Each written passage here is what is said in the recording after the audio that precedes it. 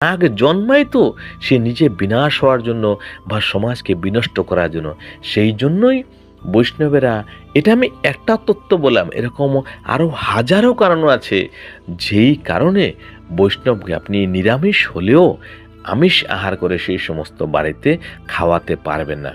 যে প্রকৃত বৈষ্ণব, যে প্রকৃত বিদ্বান, এই কথাটা মাথায় রাখবেন। আর কোনোদিন কোনো বৈষ্ণবকে এভাবে বলবেন না যে নিরামিষই আছে, এটা খেয়ে নাও, এটা তো চা আছে বা এটা তো বিস্কিট আছে।